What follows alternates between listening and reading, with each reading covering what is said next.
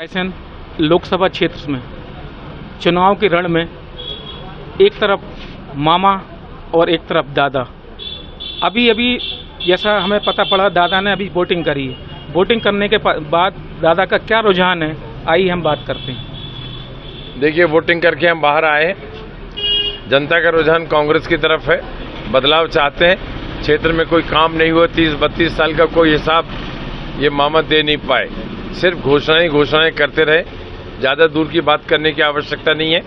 विदिशा में न तो सड़कें हैं, न नाली हैं, न किसी तरह की टाउन प्लानिंग की योजना यहाँ पर आज तक लागू हुई है, न उद्योग आए हैं। ये कहते थे विदिशा को शिक्षा का हब बना देंगे। शैक्षणिक संस्थाएं, चाहे SSL जैन कॉलेज हो, चाहे SATI हो, एक के बाद एक बैठते हुए चले गए और ये खत्म होने की कगार पर पहुंच गए हैं। और यदि बेतवा की बात करें तो बेतवा मैया हमारी जीवनदायिनी नदी है, जो भोजपुर क्षेत्र से निकल के रायसेन होती हुई विदिशा, बसोदा और कुरबाई तक जाती है। जर्जर हालत में है, उसमें काई लग रही है, जलकुंभी उग रही है। शुद्ध पेयजल जो ना पिला पाए विदिशा संसदीय क्षेत्र की जनता को, किसान के खेतों में जो नहर ना पहुंचा पाए, बांध ना बना पाए, ऐसे आदमी से आप क्या अपेक्षा करते हैं? जनता हराएगी उन्हें।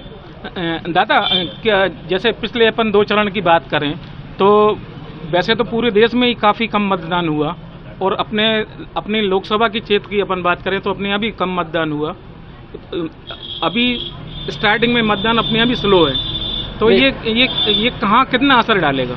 नहीं, मतदान स्लो तो हो रहा है। ये ओवरऑल पूरे देश से यही निकल के आया, पर मुझे लगता है कि 2-3% मतदान उसमें बढ़ेगा।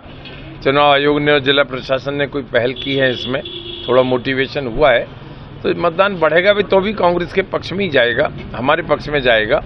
क्योंकि इनकी कथनी और करनी का फर्क और इनका विकास का चेहरा बेनकाब हो गया है। इनके भ्रष्टाचार की कहानियां आज लोगों की जुबान पर हैं, गांव-गांव पर है। नौजवान, चाहे वो विदिशा संसदीय क्षेत्र का हो, चाहे मध्य प्रदेश का हो, वो ये देख रहा है कि 1,94,000 लोगों का चयन हो गया, पर उन्हें नियुक्ति पत्र नहीं मिले। व्यापम जैसे घोटाले, पटवारी भर्ती जैसे घोटाले, और छात्र लोग परेशान हैं। उनके पेपर लीक हो जाते हैं जब वो कंपटीशन के पेपर देने जाते हैं। ये सब घोटाले का जवाब तो सरकार को देना चाहिए, शिवराज सिंह को देना चाहिए। इन सब ने चुप्पी साध रखी है, अब जनता जवाब देगी इसका। दादा, भारतीय जनता पार्टी का एक नारा है, अब की बार 400 पार, और शिवराज सिंह चौहान भी 10 लाख पार। क्या कहेंगे आप? अब की बार तड़ी पार। मध्य प्रदेश हो चाहे हिंदुस्तान हो, इंडिया गठबंधन की सरकार बनेगी। इन्हें बहुमत नहीं मिल रहा है। अब ये नारे कुछ भी देते रहें, शिगुफे कुछ भी करते रहें, परंतु जनता को झूठे नारों से नहीं बहकाया जा सकता, नहीं दबाया जा सकता।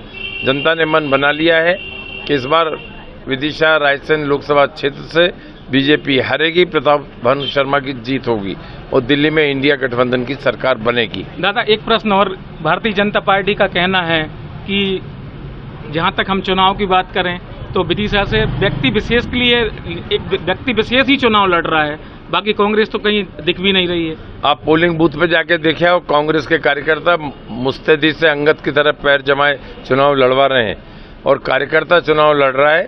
भाजपा खुद स्वयं व्यक्ति के आधार पर और प्रशासन के आधार पर चुनाव लड़ रही है, जो कि आचार संहिता का खुला उल्लंघन है। लगातार मैं 3-4 दिन से चुनाव आयोग को, मध्य प्रदेश के चुनाव पदाधिकारी को और रायसेन में जो हमारे रिटर्निंग ऑफिसर हैं, मैं उन्हें 8-10 कंप्लेंट दे चुका हूं कि प्रशासन का किस तरह दुरुपयोग हो रहा है। आज भी मतदाता जो पर्ची होती हैं, इन पे शिवराज सिंह का और मोदी जी का फोटो छपा हुआ है, जो कि आदर्श आचार संहिता का खुला उल्लंघन है। इन पे केस दर्ज होना चाहिए। इस तरह से ये कर रहे हैं, वो गलत उपयोग कर रहे हैं। फिर भी जनता प्रभावित ना हो, ये हमारी अपील है। दादा, आप अपनी जीत के प्रति कितना आश्वस्त हैं? 100% आश्वस्त हैं। चाहे 25,000 से जीतें, चाहे 50,000 से। हम लाखों का दावा नहीं करते, ना हमने कभी किया। ये कठिन सीट है, हम ही जीते हैं। पहले भी 2 बार जीते, अब तीसरी बार जीतने का ये टर्न है। लेकिन दादा, विदिशा तो लोकसभा तो वैसे भी भारतीय जनता पार्टी का गढ़ कहलाता है, ऐसे इस गढ़ को आप कैसे भेद पाएंगे? जैसे 1980 में और 1984 में भेदा था, अब 2024 में भी इस गढ़ को भेदेंगे हम। धन्यवाद दादा। ये थे प्रताप भानु शर्मा जी, जो अभी जो अभी अभी मेरे साथ उपलब्ध थे, हमसे बातचीत कर रहे थे। धन्यवाद।